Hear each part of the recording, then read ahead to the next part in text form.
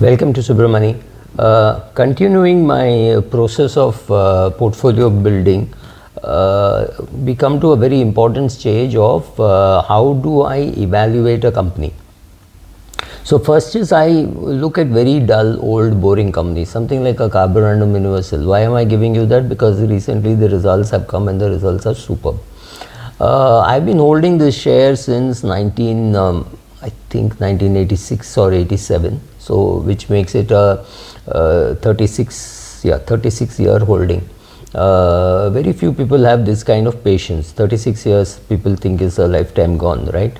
Company has been giving good results. So what do I look for? I look for dividends. I look for increasing dividends over 5 years, and I look also for good return on capital employed, good return on net worth. One another important criteria for me is the market share that it has. Does it have a significant market share? Now, if you take the grinding wheel business, two good companies, Carborundum Universal and Grindwell Norton, and then there are the others, but largely these two companies are very good, well managed, they fight for market share well, and they almost have a 50-50 kind of a market share. I'm exaggerating, but both of them would have equal market share. Both companies are good. So what happens is you tend to like some companies. So do I have Grindwell Norton? I've had Grindwell Norton many times in the past.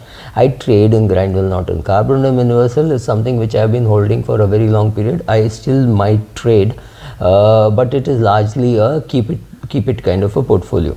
So when I look at dividends, I also look at whether the dividends are sustainable. The payout has to be more than 30% and less than 60%. Sometimes I don't care about payout if I think the company is anyway going to be reinvesting the money in more business, like in Indigo or a Zomato. I don't expect to get dividends out of them. So that's a different criteria. I have both objective and subjective criteria, like for example certain geographies, certain communities, certain businesses I do not touch. I don't want to talk about geographies and communities, but certain businesses where I think there is excessive government control, it's not a place where I would like to be, like alcohol business and fertilizer business, and certain businesses which is a personal bias, like for example I feel that ITC spreads cancer, so I will not have ITC in my portfolio, and that is a new one, right? I've been last maybe 7-8 years I have not held ITC, and I will not hold ITC. That's all. That's a principled decision that I have taken. So So one more criteria could be, when I look at the earnings, I see how it has developed over the years, how it has increased its market share over the years, or what really sustains the business. And is it a business where I'm worried that many other investors won't invest? For example, Coal India and NTPC, I know very many companies talk about ESG and they will not invest in the coal business. That does not bother me. I'm not too much worried about ESG because I think ESG is just a marketing gimmick done by some companies in the US. So yes, these nomenclatures don't really matter. I also see whether the payout is sustainable, because any payout between 30% and 60% seems to be sustainable. But some PSUs are forced to borrow and pay dividends. That to me is a red flag. I'm not too keen on such companies. I also look at the forward dividend rather than the backward dividend. Let me give you an example. Coal India, for example, is paid 21 rupees dividend last year. So at 210, it's a great buy, right? There's no doubt about that, 10% dividend yield. But the worry is with falling coal prices and increasing individual costs, salaries and wages costs, I don't see that the dividend can be sustained at 21 rupees. Maybe the dividend will come down to 18, 19 rupees. I would still be happy buying it at 230, but it is a little scary whether the dividend is sustainable. So sustainable dividend is very important, and you have to anticipate that the dividend will go down. Now there is nothing called reversion to the mean for an individual share. An individual share can go down, it can go up. For example, BHEL, I have sold the share at 300 rupees sometime in 2007, I think. I bought it back recently in 2020 or 21 at 25 rupees, and I bought again at 80 rupees, right? So some of them you look at all these criteria, ROC, RONW, dividend payout, everything, and also you look at some potential, what can happen and what can't happen. So some of these shares I've been holding for a long time, some of these shares I've been buying and selling. PSU I've been holding some for a long time, and some I like to sell off. Indian Oil I've been holding. I sell off Indian Oil at 120, 130, but I'm very happy buying it at 78, 79. So I also do this kind of a thing. So is the EPS sustainable? Is the dividend sustainable? This is also a very important thing. Don't just go by the dividend yield and say, wow, this has got 11% dividend yield, I'll buy it. It may not be able to sustain it. So you have to see sustainable dividend yield over long periods of time before you put it in your portfolio.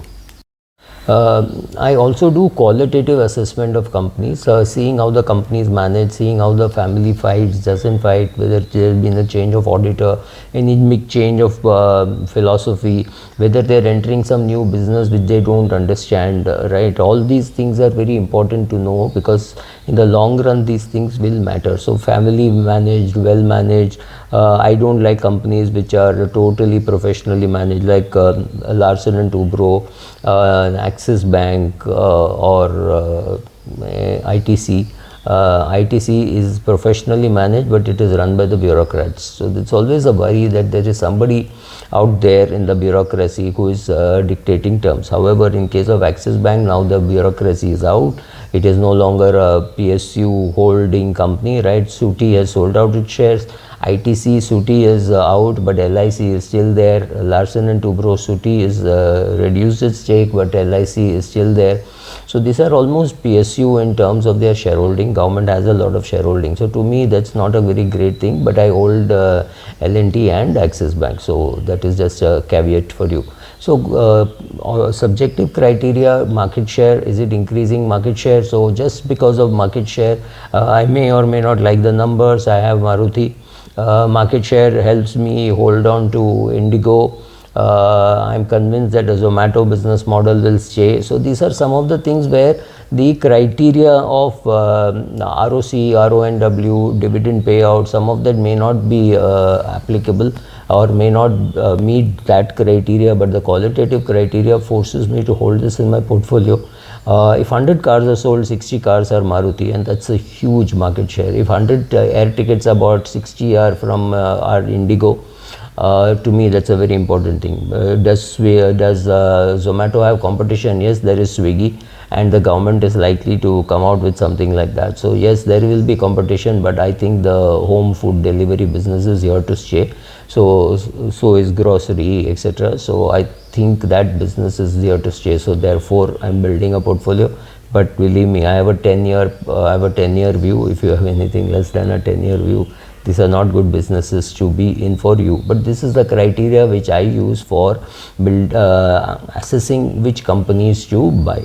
Thank you.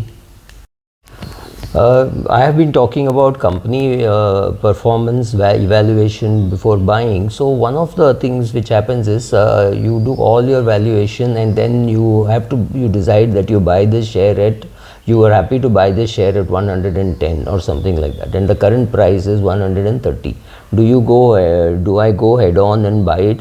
Yes, actually I buy a very little bit. You're putting your toes in the water, not even up to your ankle, just putting your toes in the water to see how it is moving, that's all. But it could be a very, very small position, definitely about less than 1%.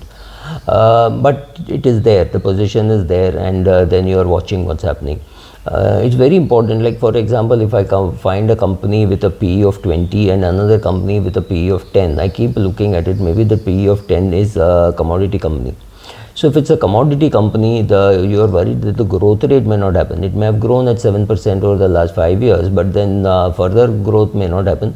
And far more importantly, in a commodity company, the dividend may not be sustainable. In a sugar company or a coal company or even in an oil company, what happens if the dividend is not sustainable? So sustainable dividend can happen only when you start looking at the numbers and you say, okay, for example, if I find the PE of 20, dividend of 3 and growth rate of 6%, and another company with a PE of 10, dividend yield of 4% and your growth rate of 7, that's fantastic. I may pick the one in which I do not have a position rather than the one in which I already have a position.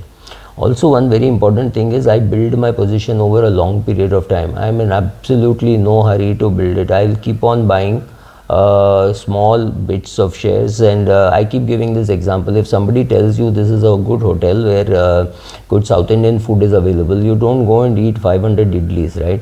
You go and eat 2 idlis, and then one day you get your friends along, one day you get your family along, one day you get your business acquaintances along. So over a period of time, I may have eaten 500 idlis in that hotel, but I would never eat more than 2 in one sitting. So that is exactly how I build my positions, very slowly, very slowly. There is no great hurry. It's not that as though the share is going to run away. All shares give you enough time to build a position. So build your position slowly. That's what I do. I'm not even saying that's what you should do, but that's what I do. So sustainable PE, good ROCE, good PE, good dividend yield, all that over a period of time, and not being in a commodity business. In the commodity, I buy commodity businesses, but there's a completely different way. The PE does not really help. So once you have done the assessment of companies and you decide when to buy, you then wait. Like I said, you decided you have to buy the share at 110, it's available at 130. I'm in no great hurry to build my position. I'll buy a very little stock at 130 and then I will just hold on. One day when something happens and the price comes down, I may buy it at 110, and if the price goes up 130 to 135, I will go back to my books and re-evaluate, saying maybe this company never gets a lower PE for whatever reasons. I mean, your Colgate and HUL, the PE never goes down.